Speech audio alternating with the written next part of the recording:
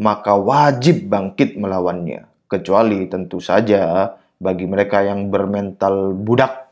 Kata Empok Firza, stres dia Kak Emma. Firza Mania, salah satu geromah dari Habaib. Bab NU dan RA antara kaum pejuang dan pengkhianat. Bila merasa sealiran, semazhab atau seideologi dalam perjuangan, maka harusnya ikut mendukung perjuangan NU. Namun kenyataannya malah mendirikan organisasi sendiri demi kepentingan rasnya. Jadi Utsman bin Yahya ini bukan mufti Indonesia, tapi mufti Batavia, boneka Belanda. Memang imigran Yaman itu pandai di dalam memplesetkan persepsi melalui kata-kata. Jangankan terlibat, malah mereka mendirikan organisasi sendiri yang rasis 2 bulan kemudian. Kok sekarang seolah NU harus menghormat pada Ba'alawi? Adakah oknum atau ulama mereka yang menjadi korban clash dengan PKI? Tanda tanya. Setelah perang berakhir menang, muncul sebagai pahlawan. Oh, saya yang dulu itu menjadi pahlawan berjuang. Di mana-mana bin Yahya, bin Assegaf, Mr. Bin. Doraemon itu aslinya adalah Syekh Abdurrahman. Dengan hari santri kita membedakan mana yang pejuang dan pengkhianat. Ba'alawi posisinya di mana kira-kira? Baik posisi lokasi atau keberpihakan. Di mana ya? Jadi penjajah Belanda itu yang mengangkat harkat mereka itu. Selamat Hari Santri, semoga para kiai dan santri mampu membuat bangga negeri, bahwa menjadi pejuang tidak boleh berhenti. Apalagi terbius klaim sesat para Yahudi Khazari, pengaku turunan Nabi. Merdeka! Tulisan terbaru dari KRT Fakih Wirahadiningrat. Judulnya adalah Hari Santri 22 Oktober. Pembeda jelas antara pejuang dan pengkhianat. Teman-teman bisa membaca sendiri tulisan tersebut, linknya saya sematkan di kolom deskripsi, atau teman-teman bisa mengikuti pembacaan saya dan bagaimana saya mengomentari sedikit-sedikit saja. Tulisannya panjang, maka mungkin videonya juga akan panjang juga. Tulisan ini dimulai dengan quote. Waspadalah terhadap orang yang menusukmu dan mengatakan kepada dunia bahwa merekalah yang berdarah. Jill Blackway. Semua akal sehat akan sadar bahwa NU, Nahdlatul Ulama, dan Robitoh Alawiyah RA jelas berbeda. Jadi NU dan RA itu berbeda, jelas berbeda. Tidak seperti yang dikatakan oleh Umar bin Hafid yang mengatakan NU dan Robitoh Alawiyah adalah berkah bagi negeri Indonesia. Umar itu tidak ngerti, Umar.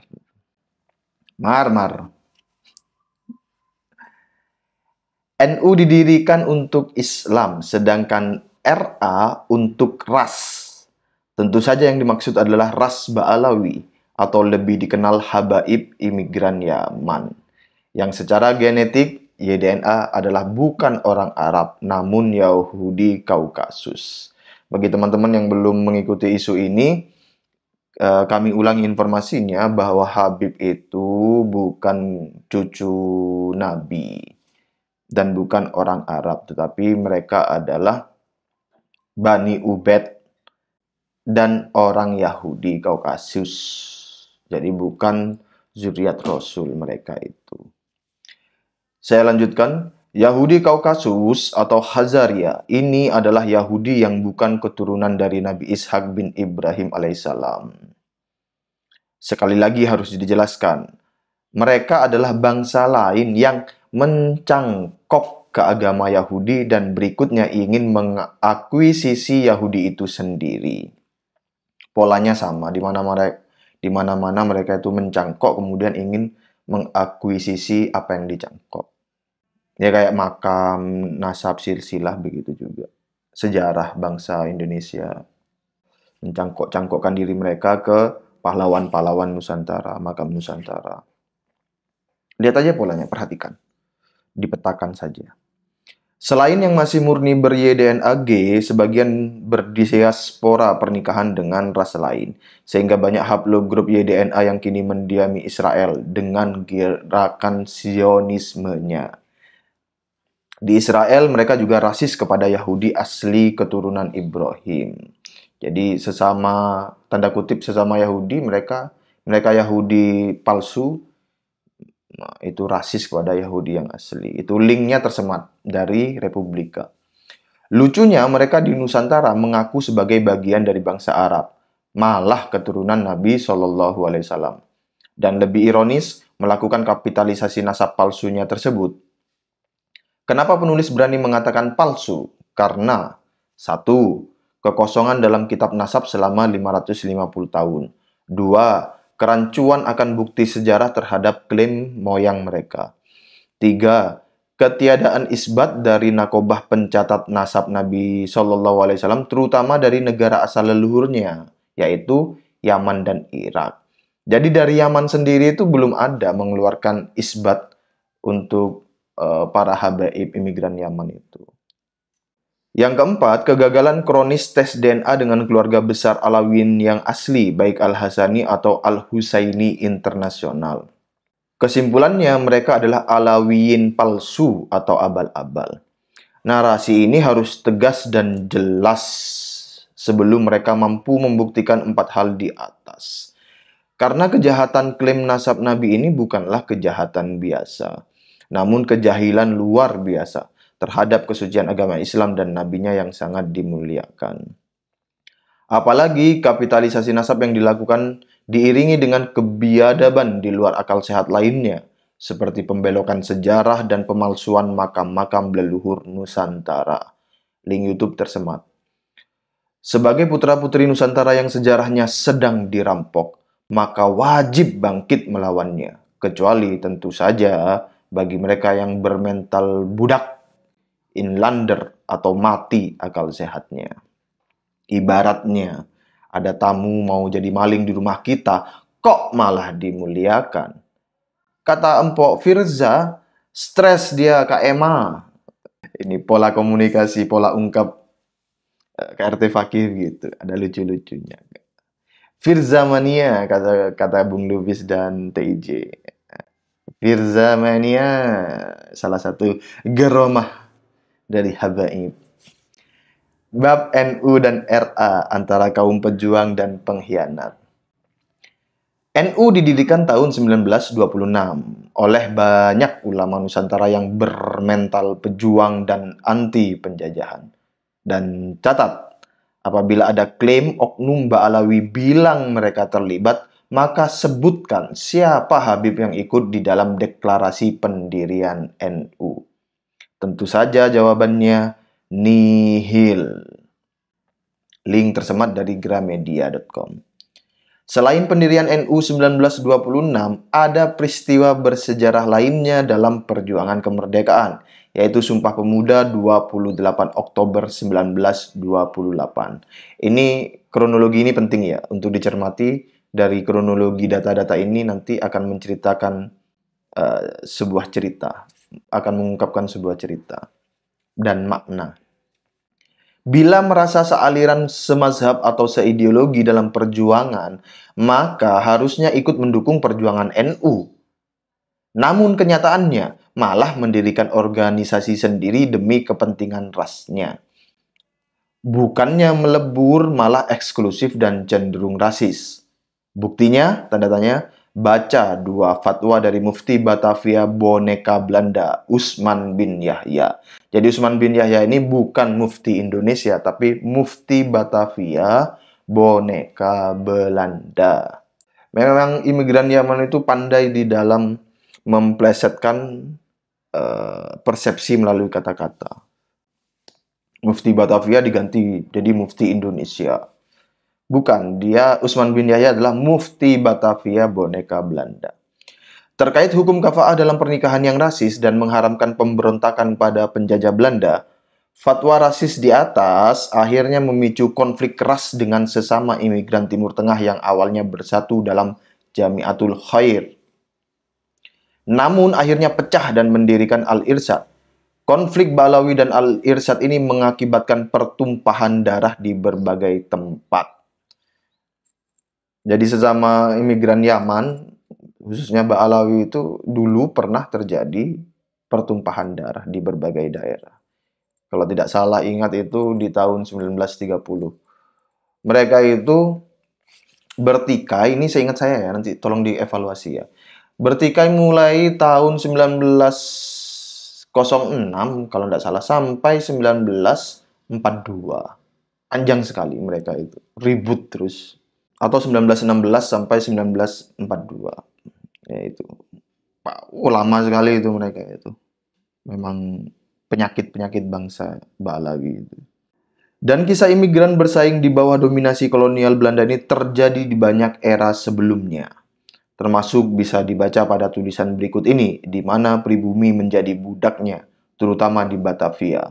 Link tersemat bataviadigital.perpusnas.go. Namun, kini mereka seolah sebagai bagian dari pihak paling berjasa bagi negeri. Klaim sesat bahwa Ba'alawi ikut berjuang dalam kemerdekaan bangsa sangat bisa dipertanyakan dan dipatahkan. Misalnya, siapa tokoh mereka yang terlibat dalam Sumpah Pemuda 1928? Jangankan terlibat, malah mereka mendirikan organisasi sendiri yang rasis 2 bulan kemudian. Robito Alawiyah berdiri 27 Desember 1928. Sumpah Pemuda itu Oktober. Catat, dalam peristiwa bersejarah itu, etnis Arab absen. Justru etnis Tionghoa malah yang terlibat aktif di dalamnya. Buktinya diadakan di rumah Si Kong Lian, seorang patriotik peranakan Tionghoa. Link tersemat museumsumpahpemuda.kemdikbud.go. Baru setelah merasa terkucil dari pergaulan kepemudaan, maka sebagian imigran Yaman non-Ba'alawi, perhatikan, sebagian imigran Yaman non-Ba'alawi, yang non-Ba'alawi ya, mulai tergerak dan sadar mendukung Sumpah Pemuda. Dan ini terjadi telat 6 tahun, atau pada tahun 1934. Itu pun konon di bawah intimidasi dan teror dari Ba'alawi yang masih ingin menjadi antek kesayangan kolonial. Kejahatan atas klaim sesat turunan Nabi maupun klaim keterlibatan sejarah kemerdekaan bangsa ala narasi gegabah Ba'alawi bisa diinventarisir dengan sangat banyak dan sistematis. Pertanyaan lengkap yang harus dijawab akal sehat. 1.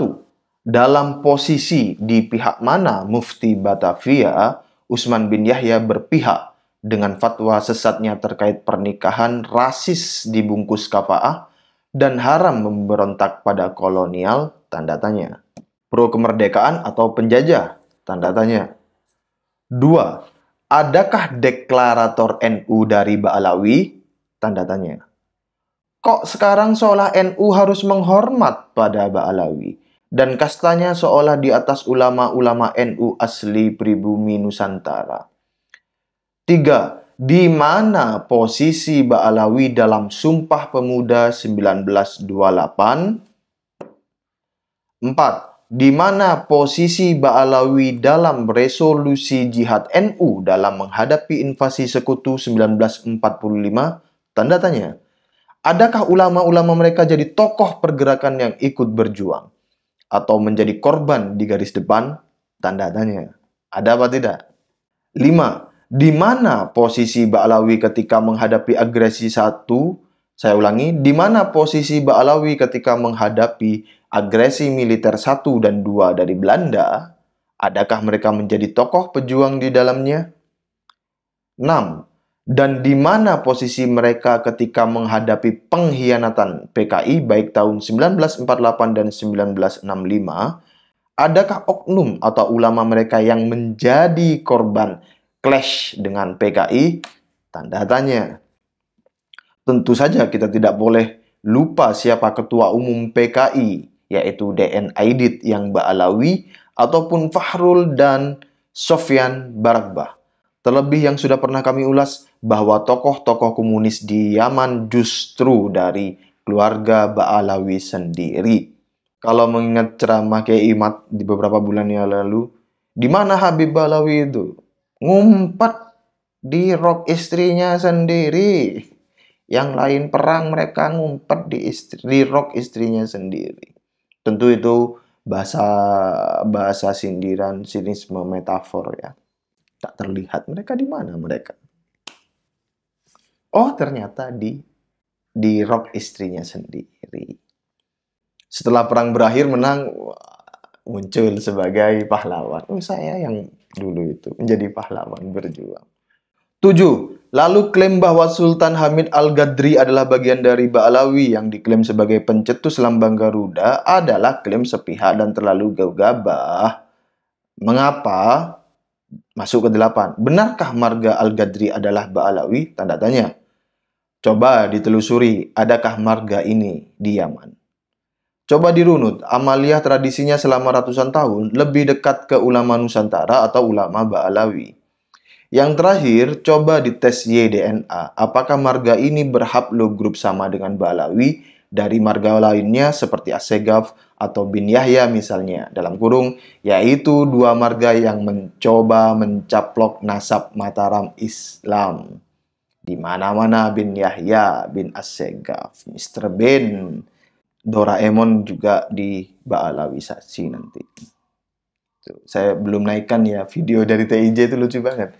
Doraemon itu aslinya adalah Syekh Abdurrahman. Karena orang Indonesia tidak bisa ngomong Abdurrahman dengan baik, jadi Durrahman. Nah, Durrahman kemudian jadi Doraemon. Itu nanti saya bikin lah, itu saya edit lah nanti. Bila kesemua pertanyaan tadi jawabannya ambigu, maka yang terjadi adalah mereka sesungguhnya keluarga Trah Nusantara yang sedang diba'alawikan. Tujuannya, tentu saja dahulu ini bagian dari penyesatan sejarah kolonial Belanda ala Van den Berg. Dan semoga pertanyaan kritis tersebut bisa membuka kesadaran nurani banyak pihak. Kalau di teksnya ini nomor 2, tapi saya kira ini nomor 9. Nomor 9, tertulis di banyak kisah dan manuskrip bahwa burung Garuda adalah burung suci atau mitologi di Nusantara dan telah dipakai sejak era Majapahit hingga Mataram Islam. Dan secara teknis sudah dibantah oleh banyak sejarawan Indonesia. Bisa dilihat pada seminar nasional pada Suka di UIN Jakarta tanggal 26 Agustus 2023 kemarin. Link YouTube tersemat. Segala kontroversi, beliau pernah mendapat anugerah Ajudan in Buiten Gewone Dienstbij HN Koningin der Nederlanden. Nah, gimana itu cara bacanya ya? Dalam kurung artinya adalah ajudan dalam pelayanan luar biasa kepada Paduka Ratu Belanda, yakni sebuah pangkat tertinggi sebagai asisten Ratu Kerajaan Belanda. Silakan dinilai dan dinalar sendiri dengan akal sehat. Link tersemat Wikipedia. Bab Hari Santri, tonggak pembeda, pejuang, dan pengkhianat. Jadi Hari Santri itu adalah tonggak pembedanya. Dengan Hari Santri kita membedakan mana yang pejuang dan pengkhianat. Sekali lagi, bila Robitoh Alawiyah atau RA didirikan untuk kepentingan ras imigran Yaman, maka NU pada akhirnya tidak saja untuk Islam. Karena dalam ideologi NU mengenal 3 uhuwah. 1. Uhuwah Islamiyah, persaudaraan kepada sesama muslim. 2. Uhuwah Watoniyah, persaudaraan kepada sesama warga bangsa. 3. Uhuwah Basyariyah, persaudaraan dengan seluruh umat manusia. Dia yang bukan saudaramu dalam iman adalah saudaramu dalam kemanusiaan. Imam Ali. Dan Hari Santri adalah pengakuan atas negara kepada sumbangsih NU atas dasar 3 uhuwah di atas. Bila penjajah datang atas motivasi gold, glory, dan gospel, maka NU mempertegas pembelaannya bahwa siapapun tidak bisa memaksakan agama dan keyakinannya, termasuk kepada umat muslim Nusantara, dan kepentingan mayoritas muslim di Nusantara harus dibela dan dilindungi. Ini uhuwah Islamiyah. Dan sebagai sebuah bangsa yang beraneka ragam suku dan agamanya, hidup di atas tanah air yang mulia, maka mempertahankan tanah air sebagai wujud kecintaan kepada negerinya, ini adalah uhuwah watonia. Semboyannya hubbul waton minal iman. Cinta tanah air adalah sebagian dari iman. Karena orang beriman pastilah orang yang bersyukur, termasuk mensyukuri nikmat tanah air tempat kita lahir dan tinggal di dalamnya. Ini sebagaimana seruan mempertahankan Madinah oleh Rasulullah. Dalam sekian perang menghadapi invasi aliansi kafir Quraisy, di situ kaum Ansor dan Muhajirin, suku Aus, Hazraj, bahkan kaum Yahudi Qainuqa, Nadir dan Quraidah berjibaku melawan agresor. Banyak pahlawan perang dari mereka yang dipuji Rasulullah dalam banyak riwayat. Terlepas hingga nantinya ketiga suku Yahudi tersebut berkhianat di belakang hari. Kita tidak akan menguraikan bagaimana Hari Santri bisa terjadi, termasuk kronologis lahirnya Kepres nomor 22 tahun 2015. Yang jelas Hari Santri adalah dari santri untuk negeri, ditandai resolusi jihad Hadratus Syekh Hasyim Asy'ari dengan diiringi Hizib Nasyr Asazili, memberi fatwa jelas bahwa anak-anak negeri termasuk dari NU adalah pejuang suci, tidak akan pernah takut menghadapi penindas siapapun, dimanapun dan kapanpun. Baik itu penindas bersenjata militer ataupun sekarang penindas berjubah klaim cucu Nabi. Siapapun yang akan mengganggu negeri, niscaya hancur di bawah kaki Ibu Pertiwi. Kisah Indonesia mempertahankan kemerdekaannya adalah bagian dari catatan peradaban dunia. Tidak saja melahirkan peristiwa epik Hari Pahlawan 10 November 1945, juga menjadi inspirasi kemerdekaan dari banyak bangsa terjajah lainnya. Bahwa untuk merdeka, kita harus siap berkorban apa saja. Tatanan dunia baru memang digelar pasca Perang Dunia II. Kembali kepada implikasi Hari Santri dengan resolusi jihadnya. Ini mampu membakar kaum ulama dan pesantren, serta laskar-laskar lainnya untuk mengobarkan perang terpusat di Surabaya. Salah satu kota besar dan pelabuhan terpenting di Nusantara, yang kebetulan menjadi basis terkuat NU sejak awal berdirinya. Di mana perlawanan dahsyat dengan senjata tidak berimbang tersebut mampu menampar muka Inggris, pemenang Perang Dunia II, sang pembonceng Belanda. Perhatikan, Inggris memenangkan Perang Dunia II tanpa kehilangan seorang jenderal pun.